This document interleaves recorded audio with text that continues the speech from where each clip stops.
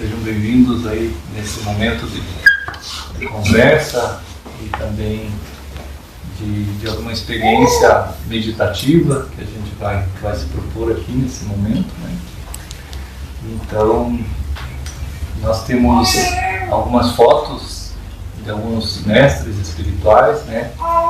Que as pessoas inclusive foram sugerindo. Temos aqui também alguns outros mestres indianos, alguns ocidentais, que de alguma forma norteiam a nossa visão do mundo, a nossa forma de olhar para a vida, de sentir a vida, de encontrar um sentido para a nossa existência, e de alguma forma, alguma proposta de despertamento, né?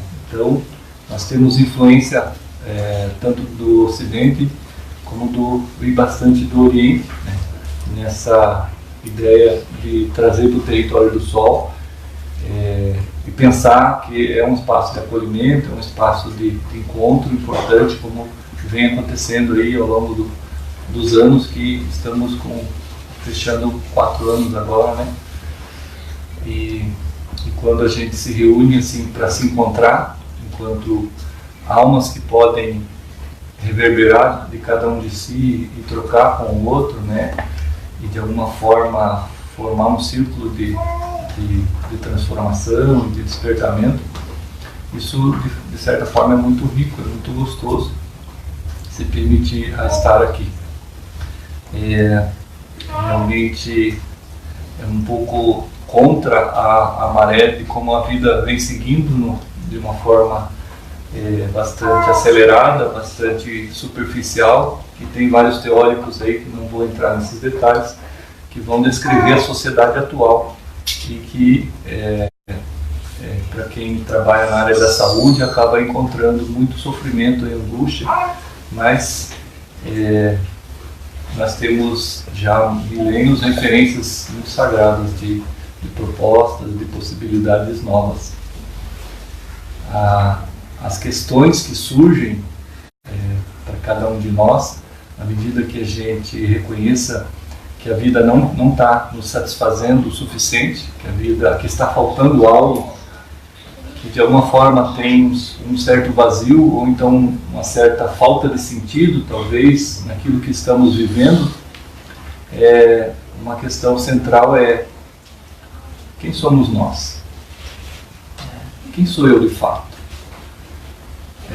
Há uma mistura de papéis diariamente que fazemos nas relações, nos ambientes onde a gente percorre, e muitas das vezes há uma identificação do que realmente somos, e essa consciência um pouco maior, essa consciência plena acaba fazendo um movimento de identificação com esses papéis, e isso tende a gerar um esvaziamento do ser, ou seja, um esvaziamento da presença do ser, que muitas vezes é narrado por vários terapeutas como um vazio existencial.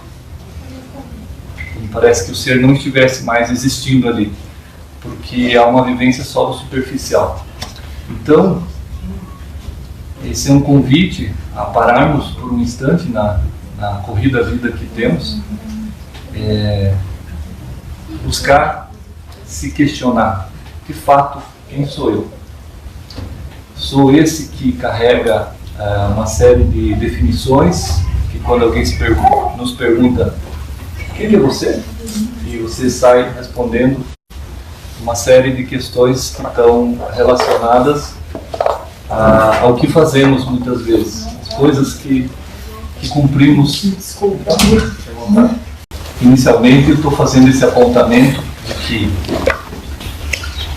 é possível iniciarmos um processo de conscientização do que realmente somos. É possível iniciarmos um processo de reconhecimento daquilo que não somos, que de alguma forma nos ajuda a entender ou fazer um contato mais consciente com aquilo que realmente somos. Porque à medida que conseguimos separar aquilo que não somos, vamos construindo uma conexão mais profunda da estrutura mais superficial do nosso ser que é aquilo que a gente denomina de ego.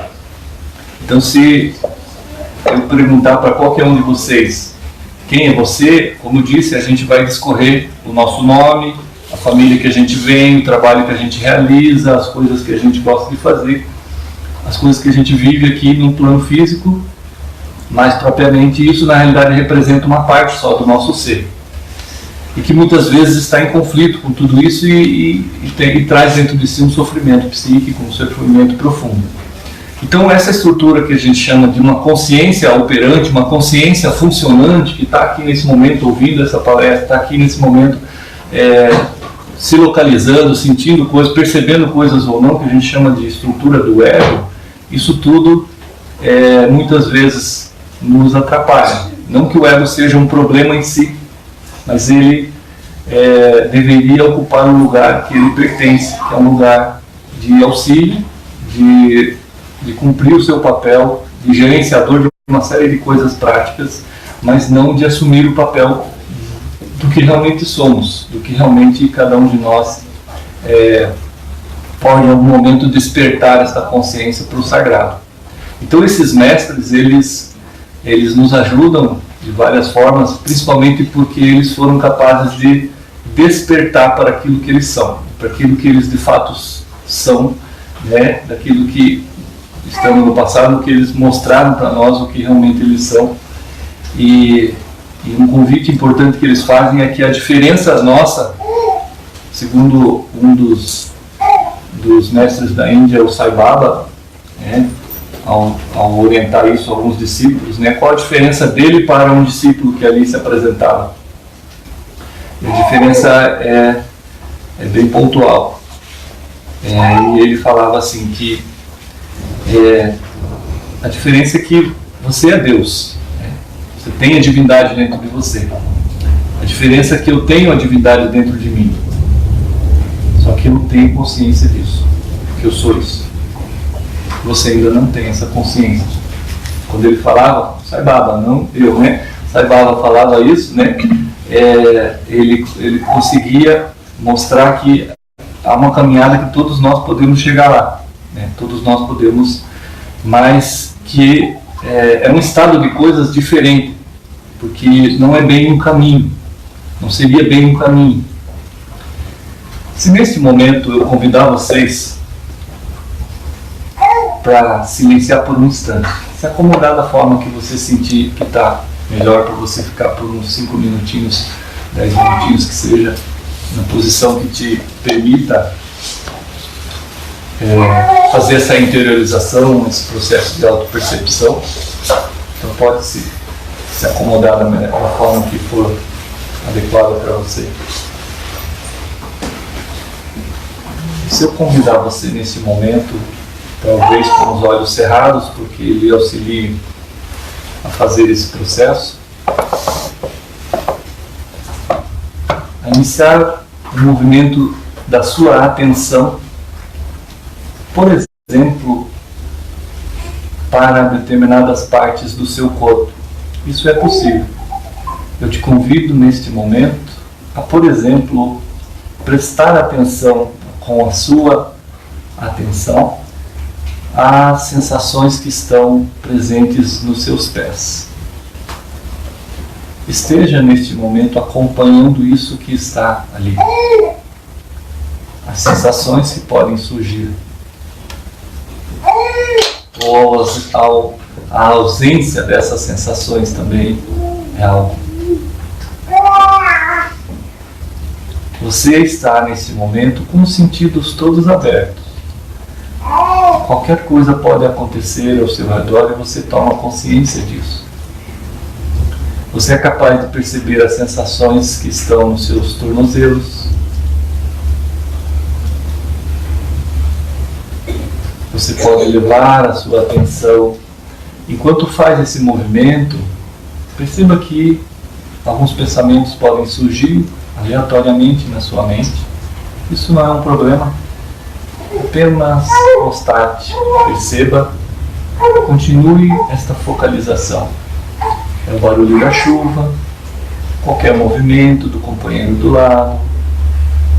Tudo isso, de fato, não atrapalha o que você está fazendo.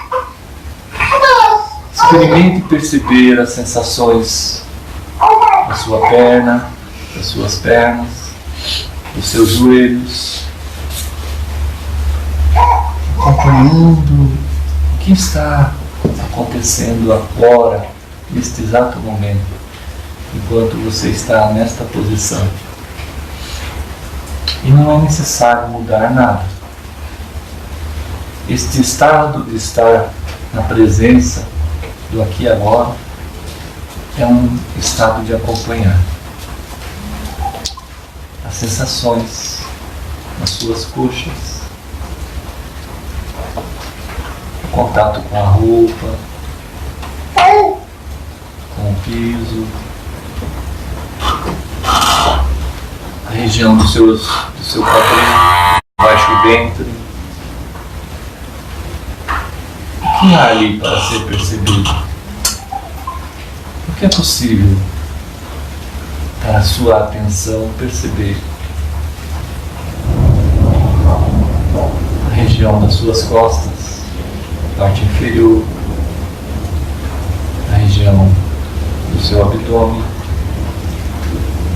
Leve a sua atenção para isso.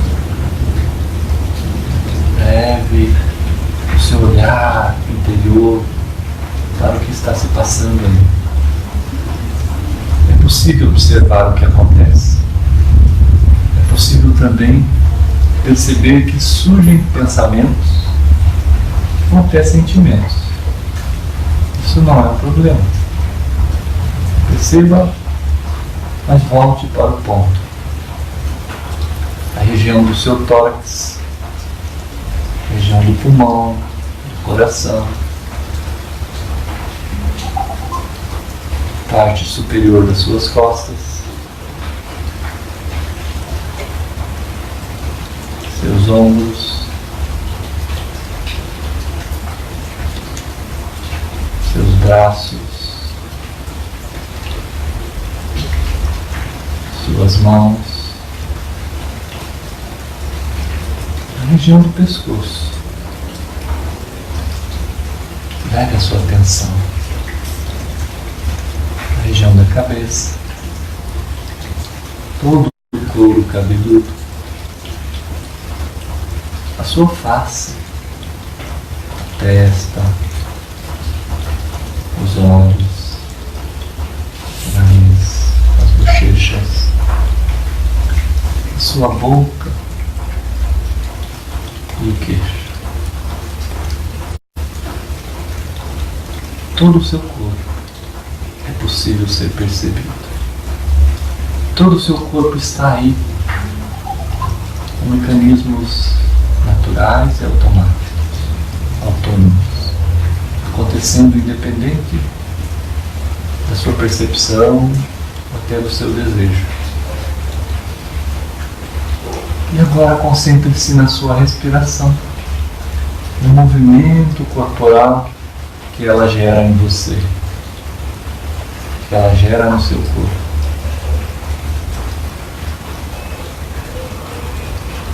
Tome contato com sua respiração. Observe a entrada do ar, a saída do ar. Observe o intervalo entre uma respiração e outra.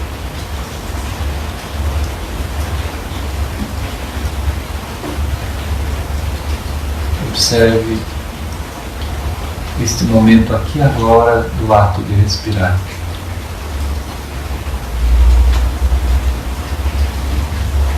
Enquanto acompanha a sua respiração, perceba que é possível também identificar algum pensamento que surge, algum sentimento ou até alguma emoção.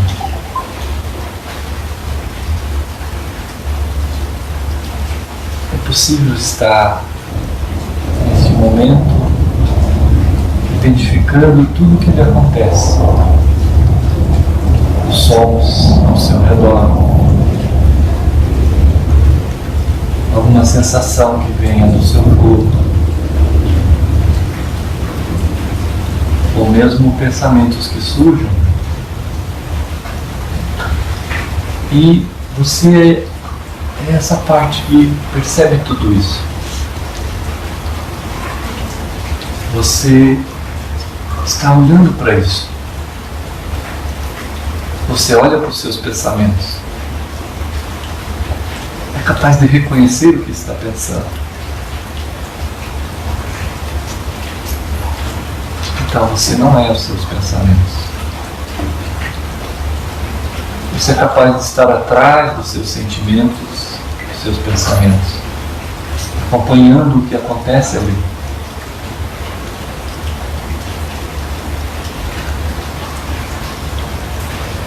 Caso você se sinta atraído por algum pensamento e comece a se conectar, é possível que você se identifique com esse pensamento e ele passa a fazer parte de você. Mas se você não se identifica com algum pensamento, ele continua existindo separado de você.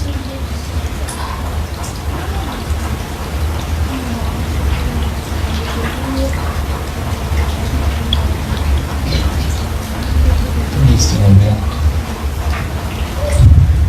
eu convido você a ir voltando para esse espaço aqui de atenção, de estar desperto,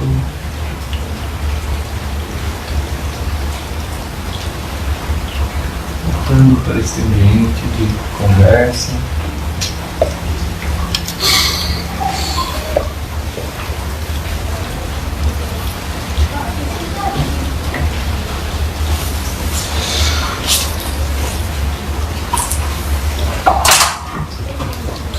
Então, esse pequeno exercício que a gente propôs aqui, ele tem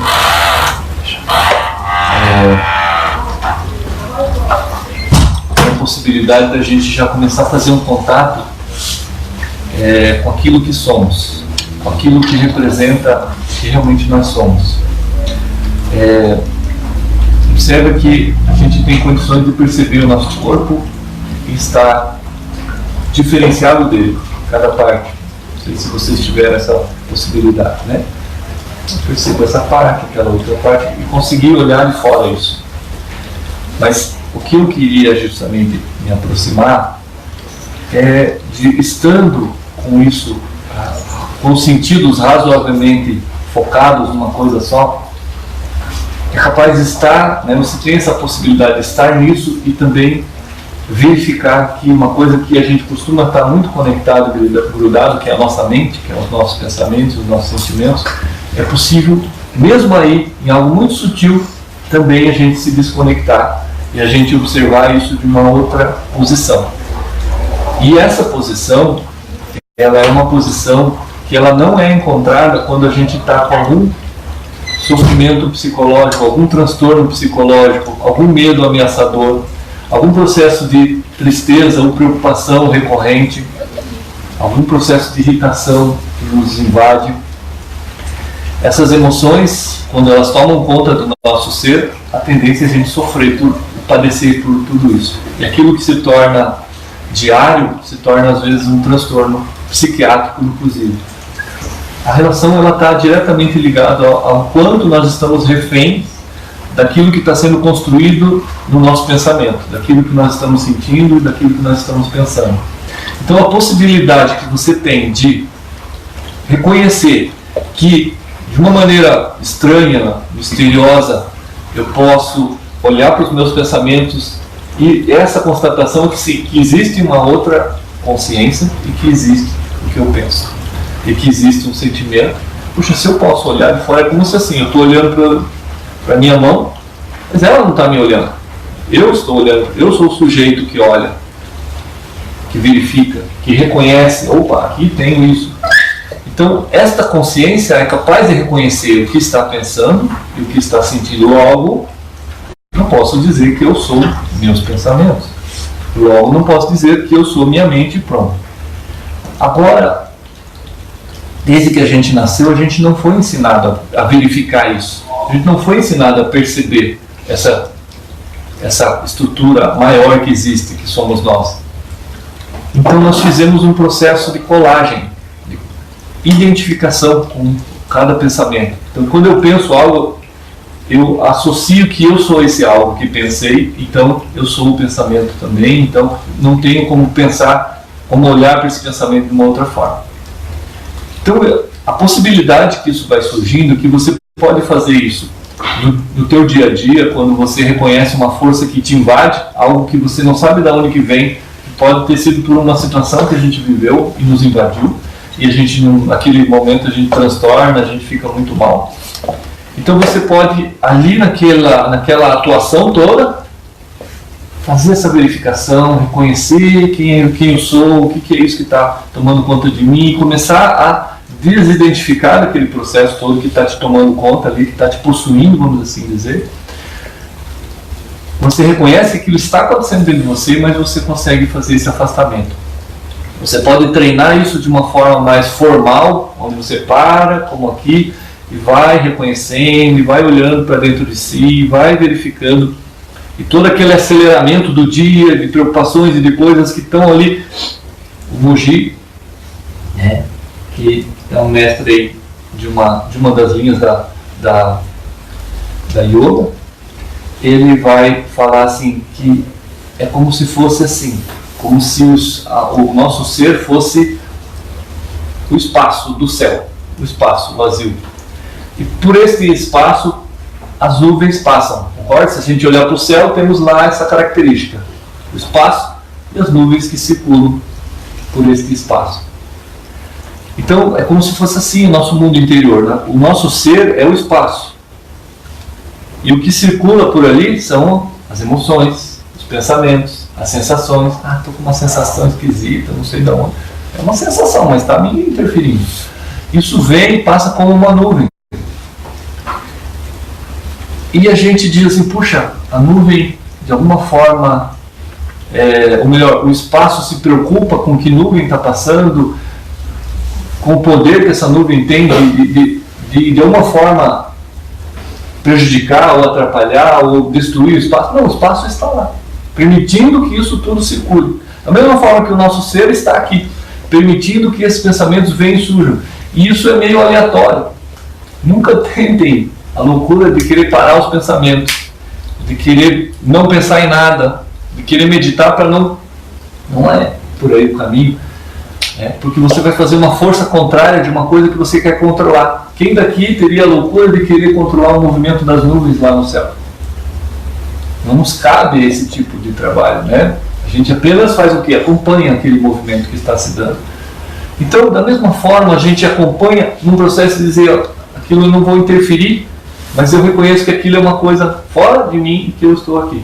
Então, na intimidade do nosso ser, a gente começa a fazer essa diferenciação e conseguir fazer esse descolamento. E aí surge um espaço de vivência importante. Aí surge a possibilidade de uma liberdade. Aí você se desconecta da escravidão, que é estar preso aos pensamentos acelerados. Eu não consigo parar os pensamentos e tal. Eles vão ali continuar. Porque eles têm uma produção própria, autônoma. Eles têm um arranjo na nossa estrutura mental que por si só eles funcionam. Eles não precisam que a gente fique sustentando. Mas quando a gente dirige a nossa atenção, o nosso olhar, eu estou olhando isso, ali está a minha força. E ali eu estou potencializando aquele fator. Como se ali eu estivesse energizando aquele pensamento ou aquele sentimento. Então quando eu direciono meu olhar para aquilo e fico focado naquilo, então todo o meu ser está, e pode, se aquilo se repetir, identificado com aquilo, tá?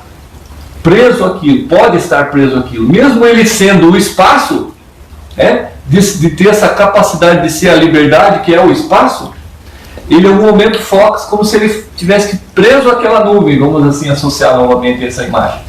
Então você se vê preso numa ideia de medo, por exemplo, e de repente aquilo te invade e você, nossa, a pessoa tem pânico, ela sente que vai morrer, e aquele pensamento invade e vai Quantos de nós já fomos invadidos por pensamentos que nos trouxeram grande mal-estar, grande dificuldade de enfrentar uma limitação, um problema, um desafio?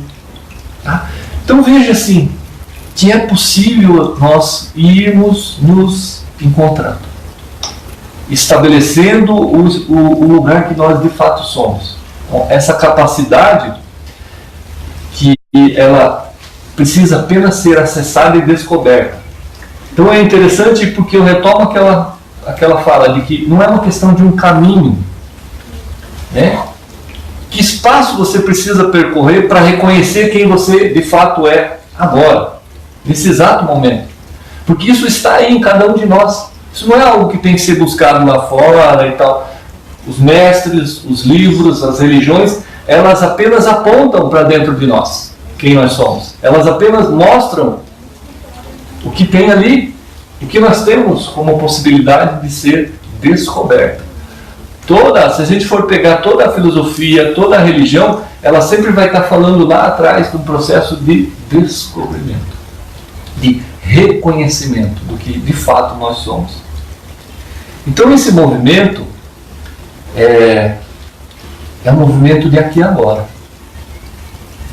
Como é um movimento de reconhecimento, é um movimento de aqui e agora. Então, quando eu fizer a iniciação tal, quando eu fizer o estudo tal, quando eu praticar tais práticas, ou desenvolver, ou ficar numa religião por tantos anos, eu vou atingir talvez aquele nível lá do despertamento. Não é por aí. Segundo a proposta da Advaita Vedanta, que é essa não separação disso tudo, que o Moji traz de uma maneira muito, muito profunda, que qualquer um pode acessar, porque se coloca lá no Moji, né, M-O-O-J-I, tem vídeos e mais vídeos dele. As primeiras assistidas, vou dizer assim, são difíceis, né, de pegar, entender o que ele está de fato. Por quê? Porque ele está falando inglês. Hã? Primeiro, porque ele está falando inglês. Isso, mas tem as traduções para o português, né? Tem as traduções, tem as legendas, tem bastante, né, material em português.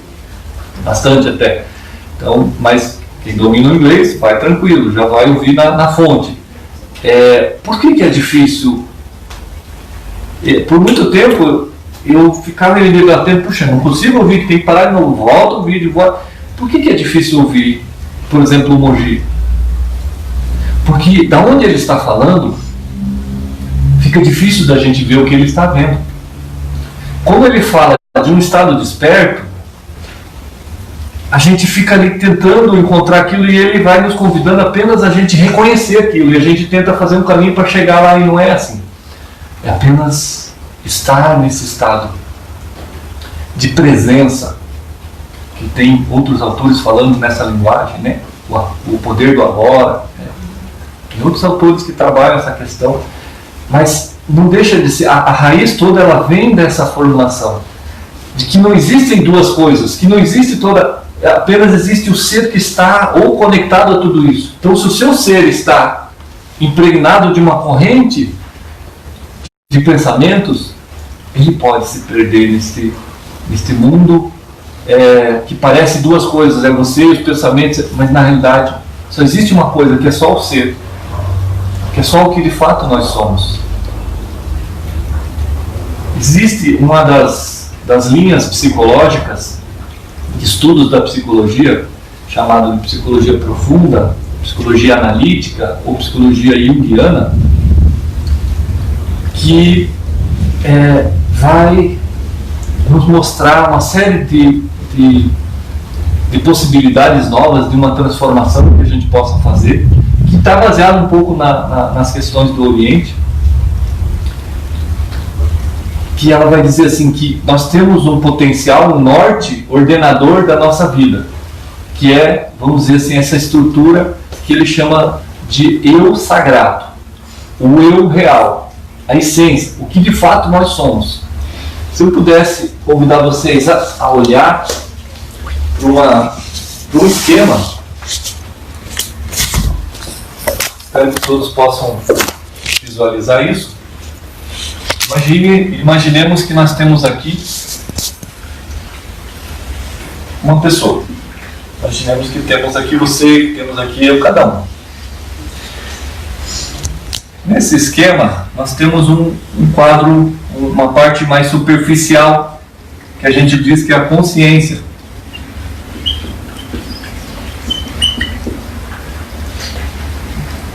Que é essa parte aqui mais exterior.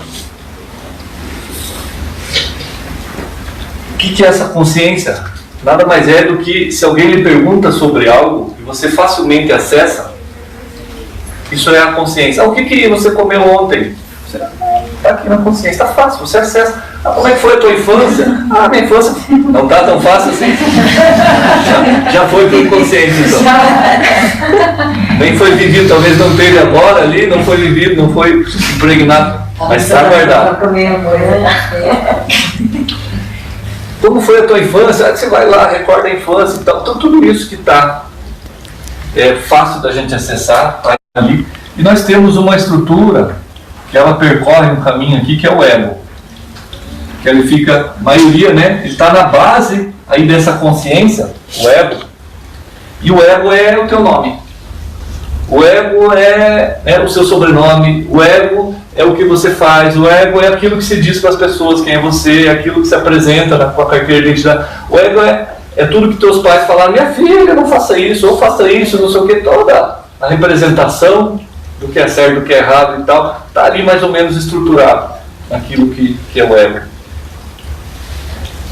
E existe partes de nós que são mais profundas, que já começa a ter uma conotação de inconsciente. Esse inconsciente, a gente chama de inconsciente pessoal. Esse inconsciente pessoal, segundo a psicologia analítica, são vivências que foram guardadas no fundo, mais lá no fundo, por uma série de fatores. Muitas vivências, às vezes, difíceis, frustrantes, complicadas, também potenciais que a gente possa ter desenvolvido ao longo desde que nós nascemos. Inclusive aqui existem estudos que mostram que tem coisas às vezes da nossa gestação. Quando a gente estava sendo gestado, aquilo, como a nossa mãe se comportou, o que ela sentia, tudo isso de alguma forma impregnou do psiquismo também daquela criança. Existem vários estudos que mostram um pouco que isso é possível. E esse inconsciente, ele às vezes tem alguns núcleos associados de coisas que a gente viveu. Por exemplo, negativamente a gente tem aqui um registro de coisas ruins que se conectam, de experiências. Não passei no vestibular uma vez, não passei outra vez, não passei outra vez. Se conecta um pouco aquela temática, não conseguir algo, por exemplo. Fui agredido por alguém na escola uma vez ou duas vezes, se conecta naquele padrão. Fui humilhado aqui, se conecta. Fui judiado, vai. Só que essa estrutura, o ego, se ele ficar com aquilo em cima dele a todo momento, ele não sobrevive, ele não fica bem, então ele tenta esquecer, vamos assim dizer, ele tenta rejeitar aquilo. Não quero mais saber disso, vou viver minha vida, só que aquilo continua existindo. Então, de tempos em tempos, ele pode invadir o nosso ser. O nosso ego. Quando a gente vê, a gente está chateado, não sabe nem direito por quê. Foi alguém que falou uma coisa, mas nem foi dirigido para mim, mas de repente eu estou ali chateado. Foi alguma coisa. Quando a gente vê, a gente está invadido por aquela experiência ruim e nos contamina e nos prejudica. Segundo o Jung, está vindo desta área aqui, principalmente, que nós vivemos e que foi para debaixo do tapete. Daí nós temos uma estrutura mais inconsciente, ainda mais profunda, que nós chamamos de inconsciente coletivo. Isso é um dos temas mais polêmicos assim da psicologia junguiana, porque ele vai de encontro a outras psicologias, mas ele vai falar que é um princípio mais sagrado, mais imortal, que alguns dizem que vem de toda uma sociedade, de toda uma cultura. Por exemplo, tem gente que tem a experiência da maternidade, uma mulher que tem a experiência da maternidade. Não necessariamente ela foi criada pela mãe digamos, foi criada órfã, por exemplo, e tem a experiência da maternidade. Pois que, por incrível que pareça, em algum momento, quando nasce a criança, aquela criatura vai dando conta, e nós temos ali o nascimento de uma mãe, ou de um pai. De alguém que estava numa situação sempre de grande dificuldade, e de repente ele entra num quadro totalmente diferente do que ele vinha sendo, ele se torna uma pessoa vitoriosa em alguma coisa, enfrentando os seus próprios medos e desafiando o seu próprio ego, aquilo que todo mundo tinha a ideia de que a pessoa era assim, e de repente ela se transforma, se modifica. Então o Jung vai dizer que isso vem de um ponto mais profundo do ser. Vem de algumas estruturas, a gente diria assim, é o projeto de mãe, no exemplo que eu dei, o projeto de pai, o projeto de herói. Tem coisas assim que é comum na sociedade. É a visão de Deus, ou a intuição de Deus. É uma coisa que vem de um ângulo mais profundo, que pode ser influenciado pelo que os nossos pais nos educaram, mas tem uma raiz que povos primitivos, ditos ignorantes, né, sem cultura ali, do ponto de vista de formação, disso, tem toda essa representação dentro deles, o sentido do divino, do sagrado, do que tudo isso está ali, da maternidade, da paternidade. Então, segundo Jung, aqui dentro tem uma estrutura maior que ele chama de self, que este self, vou deixar esse círculo maior aqui, segundo o que o Jung apresenta, é o que nós somos, de fato. Porque nós também somos o nome que nós carregamos, a educação que a gente recebeu, mas principalmente nós somos o self. Nós somos esse termo que quer dizer um eu maior, um eu divino. Essa é a consciência que pode observar os pensamentos. Então os pensamentos, eles estão principalmente operando aqui, pensamentos. Então quando eu falei para vocês, observe partes do seu corpo, observe, tenha consciência, e você foi lá, eu tenho consciência do que estou sentindo aqui, que percepção é essa que tem aqui no meu pé, eu estou acessando essa área aqui, uma área que é possível eu ter consciência. Mas quando eu convidei vocês a acessar uma área mais subjetiva da consciência, que é os pensamentos, quem que estava olhando isso? Então, se eu pudesse desenhar ali, é isso aqui. O self, de alguma forma, consegue olhar.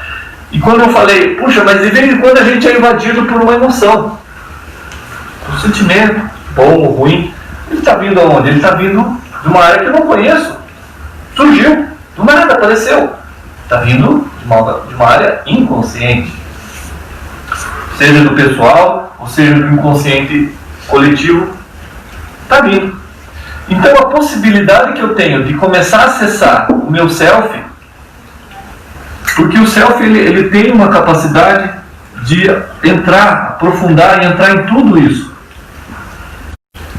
Ele está nesse esquema central não à toa, porque de alguma forma ele pode impregnar tudo isso, inclusive o ego. Mas e quando o ego acha que ele é o ser? Quando a gente cria a formulação da crença ou do pensamento, e estamos aqui com o pensamento, onde o ego é que tem que dar conta de tudo, o ego que tem que resolver minha vida, minhas relações pessoais, minha questão financeira, tudo eu tenho que dar conta ali, forçando, correndo, lutando, vira um desespero, porque ele não é tão grande assim, porque ele não é tão capaz assim. Ele tem o seu papel de organizar as coisas, de nos ajudar, ele principalmente tem um papel nas questões do hábito. Sabe aquilo que você não consegue fazer, você começa a repetir, vai, daqui a pouco você aprende a dirigir, a andar de bicicleta, a fazer qualquer trabalho, a desenvolver qualquer técnica. Você vai lá, pratica, de repente você consegue. Então aquilo está na estrutura do ego, aquilo virou um hábito, e você faz fácil. Rosângela, nossa professora de yoga aí, né? Primeira aula e tal, não foi mais difícil do que a última aula que você deu semana passada? Né? Bastante, né? Completamente diferente. Então ela estava. Então o ego é importante, é fundamental. Mas, quando a gente se identifica com o ego, a gente diz que pode se formar aqui um processo que a gente diz é uma ponte entre o self, né, e o ego. Esta ponte aqui, que daí é agora que eu vou entrar um pouco na questão também da meditação. Porque se eu falei para vocês, puxa, olha lá para os teus pensamentos, presta atenção no que está vindo. Como é que é? Olha de longe esse pensamento, né? Deixa ele de lado e vai prestando atenção, percebendo que ele pode seguir o seu curso natural, como uma nuvem que passa, segue o seu curso natural, e você ainda está aí. E você continua aí. Eu digo sempre para os pacientes que eu tenho no hospital, que estão lá com pânico de fazer a cirurgia, medo de morrer, não sei o quê, eu convido eles assim, olha só, toma contato com esse medo de morrer, vê se ele consegue te matar. Deixa ele te matar agora.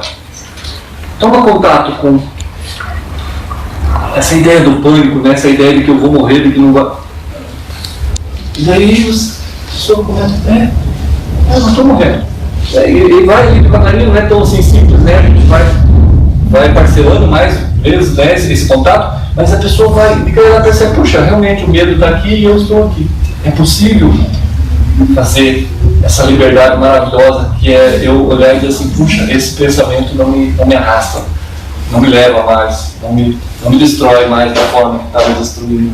Porque você começa a reconhecer o que realmente você é. Essa potência que você pode chamar, em algumas culturas, algumas religiões vão chamar isso aqui de vários nomes, mas que em cada um de nós isso é possível de ser localizado, é possível de ser percebido. Então, quando você está com o seu ego lá numa situação onde você está se sentindo sozinho, uma solidão, teu companheiro te abandonou, está distante, você está sem amigos, você está vivendo experiências do ego, invadido por emoções semelhantes que você já teve. Sabe quando você também ficou abandonado lá quando criança, quando adolescente? Então, essas mesmas coisas são semelhantes, então elas invadem aquela coisa que o teu ego está vendo, nesse momento vazio que você está, fisicamente de pessoas e tudo, e vem e é invadido também das emoções, e tudo isso forma um sofrimento psíquico. Mas a presença do self, quando acessada, ela tira qualquer solidão. Você passa a estar sozinho, mas jamais solitário. Por exemplo, estou dando esse exemplo. Então você é capaz de ser invadido por uma sensação de bem-estar aonde você estiver. Mesmo você estando num ambiente extremamente agressivo, aversivo, por exemplo, um ambiente de trabalho que seja, ou um assalto, ou uma tragédia qualquer, quando você começa a acessar a conexão com o que de fato eu sou, com que essa consciência é capaz de olhar para esses pensamentos, no desespero, por exemplo, você reconhece, peraí, eu tenho alguma outra capacidade que vem que é capaz de preencher tudo isso. E eu, de repente, me vejo sozinho num ambiente que antes era um momento de grande sofrimento e angústia por estar solitário. E, de repente, eu me vejo preenchido por uma sensação de preenchimento, de sensação de que está tudo bem, de paz. E isso está onde? Isso está agora. Isso está lá, esperando ser acessado. Este canal, vamos dizer assim, essa ponte, ela é atrapalhada a todo momento por esses conteúdos, por essas coisas. Então isso se atravessa aqui e perturba o nosso ego, que faz com que ele não seja capaz de fazer esse olhar aqui para trás, esse olhar para dentro de si, esse olhar para perceber tudo que está se passando aqui dentro da gente. E não reconhecer daí de fato que nós somos. Então algo que as práticas da yoga, da filosofia, né, da yoga, ou das filosofias também outras orientais, do budismo, das psicologias profundas, vão apontar para a mesma direção. O Jung chama isso, essa possibilidade de eu estabelecer essa conexão ego-self, ele chama isso de individuação. É o ato da pessoa se tornar ele. Olha só que curioso. É a capacidade ou o desenvolvimento da pessoa despertar ele mesmo. Quem de fato ele é. Olha só que interessante. Então, ele vai chamar isso de um processo árduo. Tu quer sentar na cadeira? Não, tá. Então, a possibilidade que a gente pode, cada dia, chegar a reconhecer isso. Então, a meditação vai permitir, de tempos em tempos, que a gente pare tudo isso. Que a gente faça esse contato com o nosso eu sagrado, com o nosso eu real. E isso se torna algo não tão formal quando a gente vai transportando isso para o dia a dia e para a prática. Isso se transforma em algo interessante porque quando eu começo a separar e dar um espaço entre o que antes de me sufocava, me afligia, que são as emoções, os conflitos todos que me empobrecia enquanto ser humano, enquanto vida, a gente vai começar a perceber que tem uma outra corrente energética funcionando dentro da gente que vem nos trazer um quadro, um grau maior de tolerância.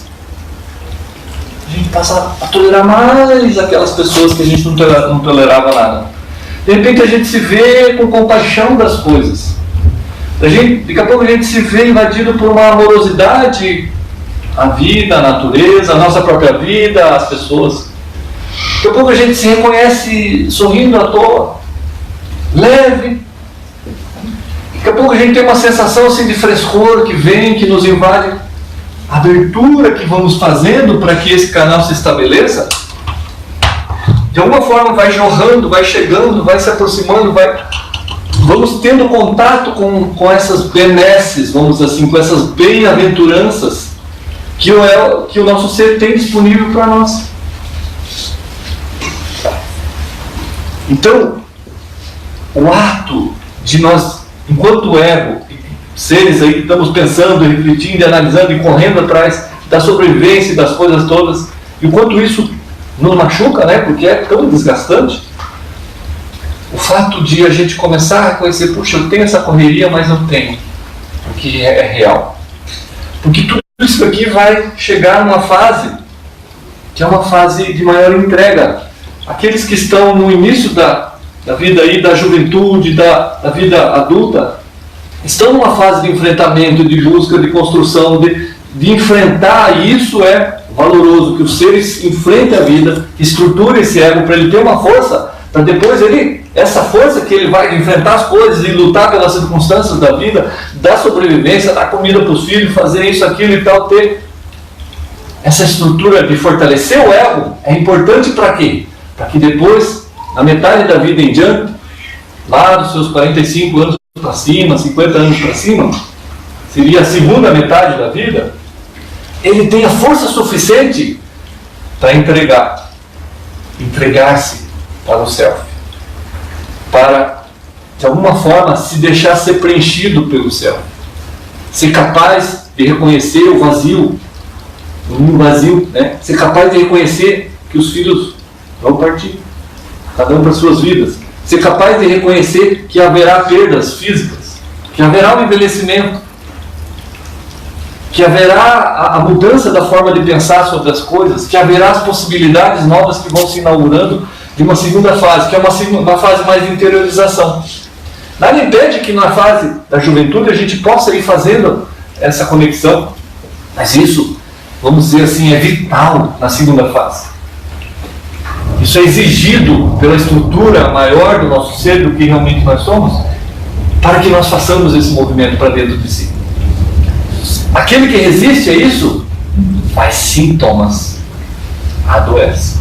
Da mesma forma que o jovem, que na primeira metade da vida resiste a enfrentar, a ir lá, fazer faculdade, a lutar, ou trabalhar, ou fazer, enfrentar a vida, ele faz também sintoma, ele adoece, ele se perturba, ele se angustia, e aquele que se abre, ele se permite estar na fase que está realmente. Então aqueles de nós que estamos passando aí para a segunda fase, por exemplo, que já estamos, é um segundo momento da vida, é um momento de interiorização, é um momento de reconhecimento do que realmente somos, do nosso sagrado.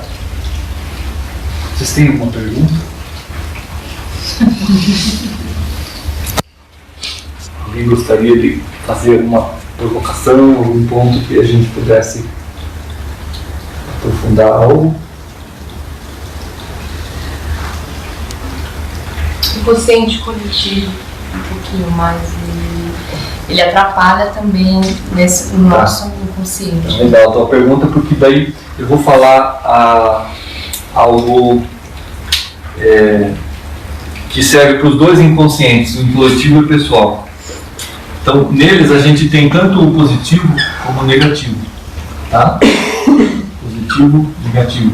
Então,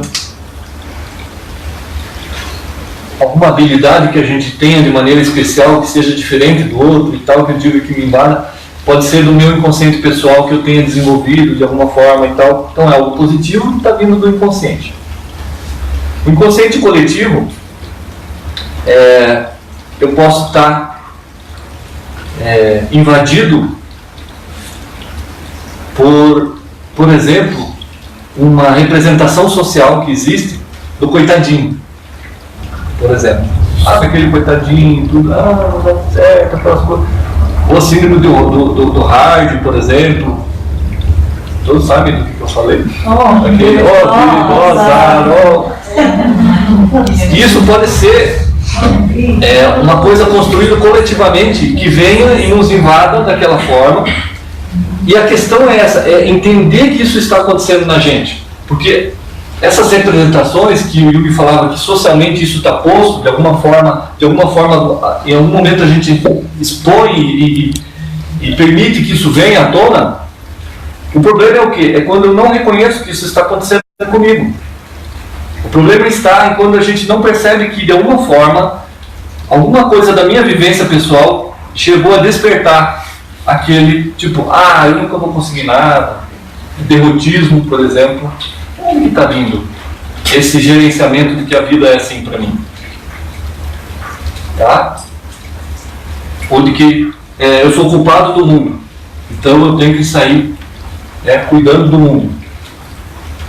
Como que é isso? É legítimo? É real? Ou eu estou com algum padrão de culpa? Que é uma representação também de alguns mitos, de algumas formas de se viver no mundo, como sendo o ser que cuida do mundo, do caridoso, que cuida de todo mundo.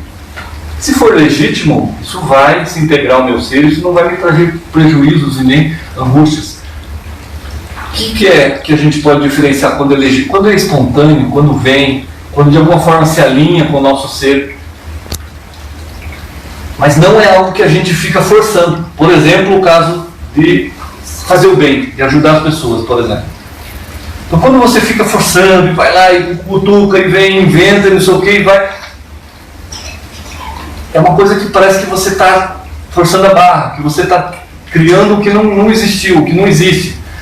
Mas quando é espontâneo, quando surge uma cena, e você diz, aqui eu posso, aqui eu estou disposto a isso. Vai lá, auxilia aquele ser, ajuda. Você está na rua, auxilia alguém, faz... Ou surge para você e você espontaneamente sente aquele momento de dizer assim, de compaixão pelo outro, vem aquilo te invade e você diz, puxa, eu abraço essa circunstância, essa situação e vai. E tudo flui bem. E daquela coisa você está lá, estou lá ajudando, mas puxa, eu queria estar ali, eu tinha que resolver tal coisa. Isso não é espontâneo, por exemplo. Então isso pode estar invadido por um aspecto do inconsciente coletivo, de repente não é uma vivência pessoal, é uma vivência às vezes do aspecto coletivo, de o culpado do mundo. Ele seria meio que de Adão, assim, de que caiu do paraíso porque cometeu o pecado capital. Então, eu sou um pecador, então eu tenho que cuidar do mundo, eu tenho que fazer um monte de coisa que talvez a maioria dessas coisas não é real para mim, não é legítimo, não é sentido de fato.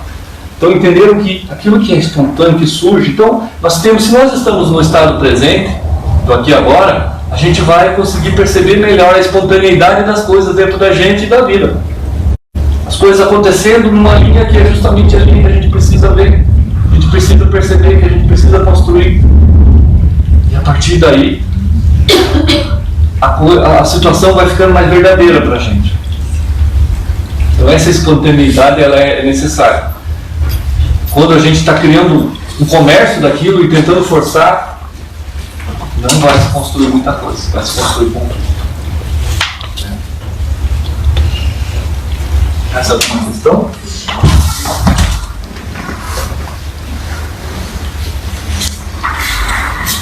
Beleza? Quer acrescentar alguma coisa?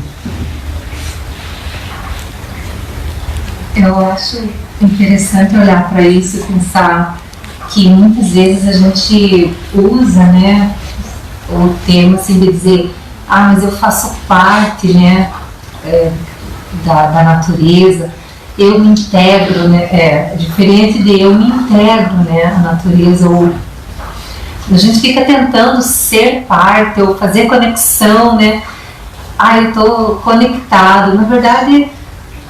Eu acho que quando existe esse pensamento e esse esforço, né? Não sei se eu estou certo ou errado, mas quando a gente fica se esforçando para conectar com a natureza, é porque a gente não está sentindo que a gente é a natureza, né? Que eu sou a própria natureza, eu não sou parte da natureza. O Moji fala isso e outros mestres que eu já escutei, né? E até mesmo o próprio Jesus fala disso, né? Eu sou a própria força divina, né? E quando a gente para de querer fazer parte da natureza ou do universo, parece que a gente se integra, né? A gente sente assim, nossa, mas eu sou a própria natureza, né? Se essa rosa, se essa flor que está ali, ela é a natureza, né? Porque eu fico tentando me conectar, eu também sou a natureza, né? E esse estado natural nosso é o self, né? Porque o ego é que se sente separado, que fica lutando, competindo, né? Quando eu estou julgando, quando eu estou avaliando, é a minha mente, ego trabalhando, né? Mas quando eu estou só olhando para o outro, para o mundo, quando eu estou ajudando, quando eu estou, né, entrando na vida das pessoas e sendo só um companheiro do lado, né, ali, parece que eu estou numa relação de self para self. Né? O Deus que está em mim se relaciona com um Deus que está no outro, que a gente pode chamar esse self também de um Deus interno, né? E quando eu estou numa relação só julgando, só brigando, até com o dinheiro mesmo, né? Quando eu estou lutando para ter o dinheiro, parece que o dinheiro, a prosperidade, a abundância do mundo está longe de mim. Mas quando eu me sinto a própria abundância, dá a impressão assim que eu me integrei, né? Sim. E o agora que traz, né, a presença do self, né? É num passo, né, que a gente é agora, né? Então o que Jesus falou ali, eu e o Pai somos um, é disso que você está falando, né? Se a natureza é o divino, então pronto, eu sou a natureza, né? Eu e o Pai somos um, está representando esse processo. E realmente essa luta, essa angústia, ela é do ego. Então nós não temos assim a tarefa de destruir o ego, mas de encontrar junto com ele o melhor lugar para ele, o melhor papel, onde ele venha nos ajudar de fato. Como você disse, se há um esforço, uma coisa assim para ir ajudar alguém ali, às vezes é um desejo do ego, talvez até um desejo de aparecer, talvez um desejo de ser valorizado, de ser reconhecido. Quando há um movimento que vem das profundezas do ser, no sentido de apenas acolher, né, acompanhar e acolher aquele ser ali que eu posso estar ajudando, não há necessidade de reconhecimento. É uma investidura de si mesmo no sentido de apenas estar se sentindo bem e querer que o outro também se sinta bem. Então isso é muito assim, de dentro para fora, de você apenas estar feliz e querer que o outro também esteja feliz. Então você não precisa de reconhecimento. Reconhecimento para quê? Para ficar mais feliz? Para ficar mais em plenitude? Você já está em paz consigo mesmo. Então você só compartilha disso com o outro. Tanto que o processo, digamos assim, mais importante que nós podemos fazer para ajudar o planeta, a sociedade, é conseguir se espiritualizar, é conseguir se despertar, é conseguir se reconhecer enquanto ser de luz, é conseguir se reconhecer enquanto ser sagrado, é conseguir se reconhecer enquanto este ser agora. Porque a possibilidade da gente compartilhar disso não tem preço. Não tem melhor revolução, né, melhor transformação social do que um ser desse nos convidar a encontrar nós mesmos.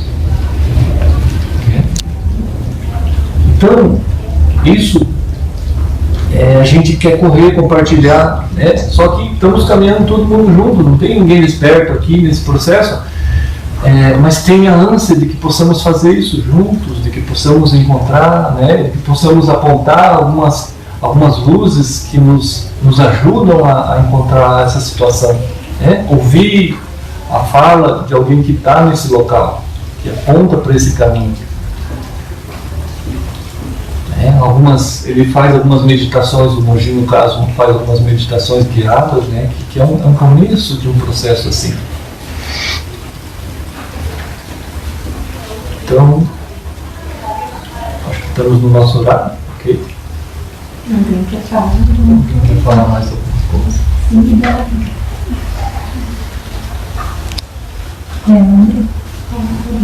É isso? Estamos no caminho. Agradecer, né, pela oportunidade que a gente tem, né, no aprendizado, de melhoramento, né, do nosso eu. Com certeza.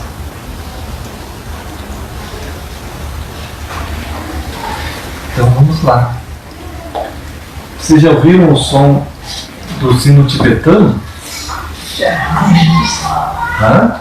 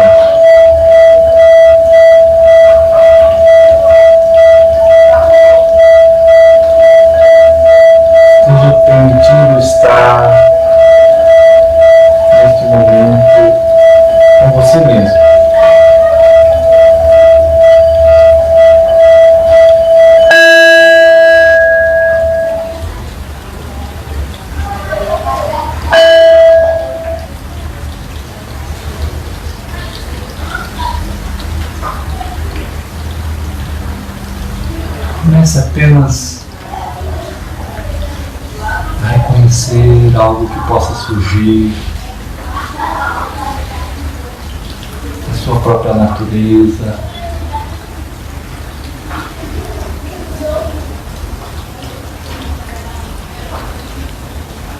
Nesse momento é um momento de contato consigo mesmo.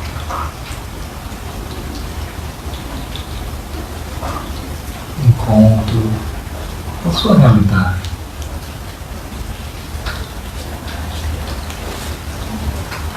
Não é necessário fazer nada, criar nada de novo, nem algo especial.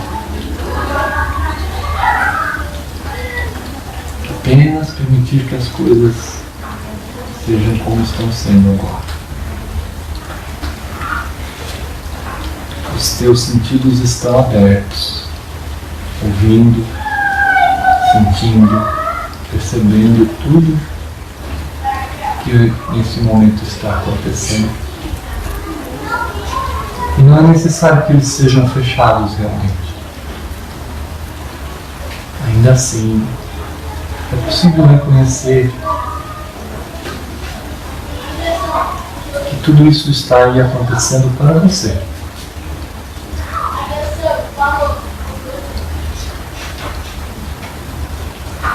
Desconectado de você.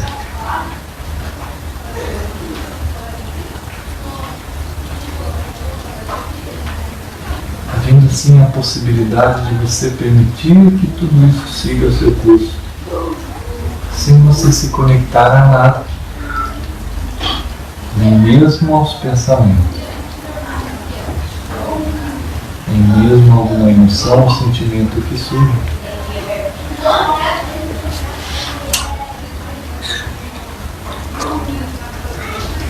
Podendo reconhecer o que surge, mas não sendo necessário que se acompanhe ou que se fixe a isso.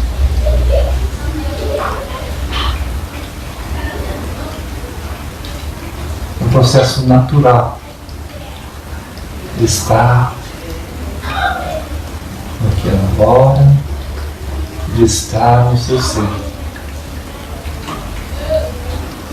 E se questionar: quem é este que observa tudo isso? Quem é esse que é capaz de acompanhar tudo isso acontecendo e ainda estar ali e ainda permanecer aí, sem se conectar, sem se identificar a nada? Quem é esse que olha, que observa, que percebe, que acompanha?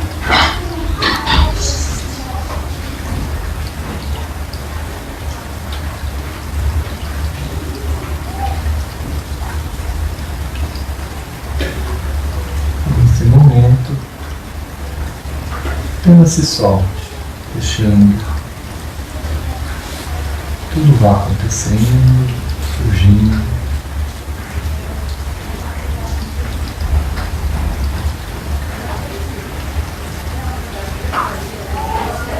É o momento do despertar,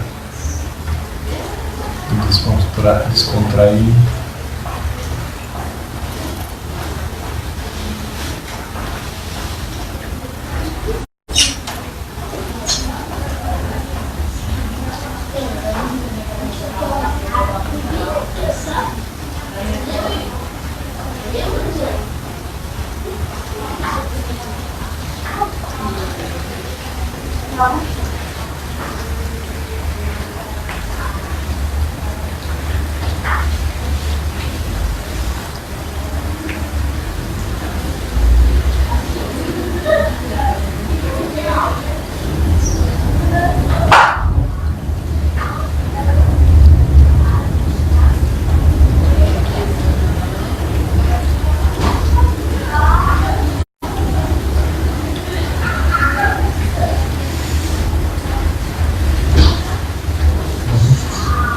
Agradeço a oportunidade, nesse momento, desse compartilhamento aí, principalmente de energias. passo a bola para. Só queria agradecer também vocês todos que estão aqui e vocês recebam muita luz, que nesse novo ano que nós começamos aqui no território também comece um novo ciclo para cada um de vocês que está aqui. É um momento lindo, um momento importante, um momento nosso, né, único. Então, gratidão. Namastê, Namaskar, paz e bem e feliz ano novo.